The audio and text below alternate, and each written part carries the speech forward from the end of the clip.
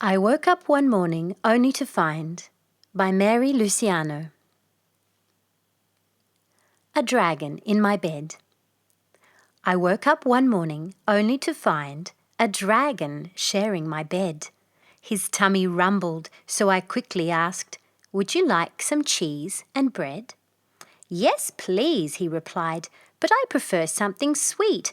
You look tasty. Are you good to eat?" "Certainly not," I quickly replied. "Maybe you'd be better grilled or fried." The dragon rolled over, deep in thought, and went to sleep with the teddy he'd bought. "Shh," a lizard said. I was shopping with Mummy at the grocery store when I happened to notice a shape on the floor. "Shh," a lizard said, "I'm trying to eat. Will you move to the left? There's some cheese at your feet." I moved carefully away and tried not to gawk as the lizard ate his cheese with a knife and fork.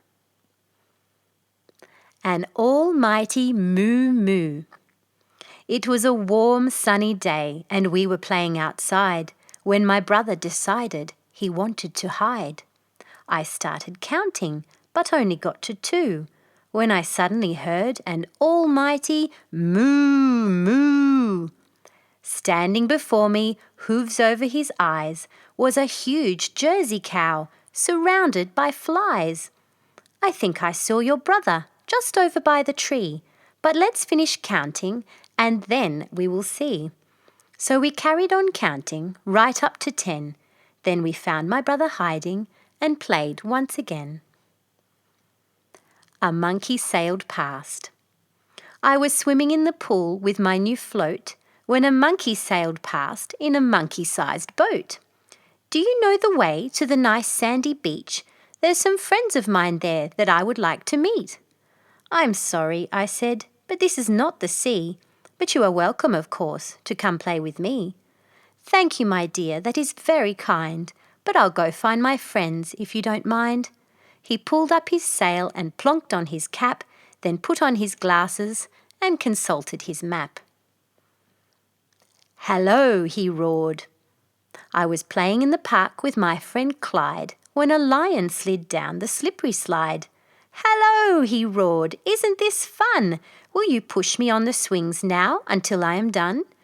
I carefully nodded and strapped him in tight and stood there and pushed him late into the night. I was running late.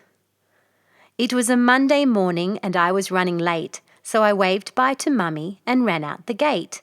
As I turned the corner, what did I see but a huge giraffe standing in front of me. "You've missed the school bus, I'm afraid to say, but your luck is in as I'm going that way. If you don't mind waiting while I go buy a stamp and get a quick massage as my neck has a cramp."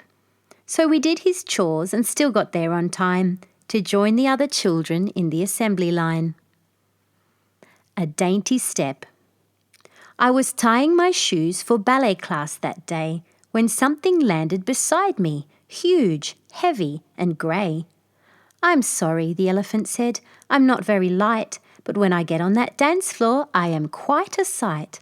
You see, although I'm heavy, I manage a dainty step, and when I pirouette, I'm as graceful as the next." She pulled on her tutu and jetted away and fell on the teacher who was stood in her way.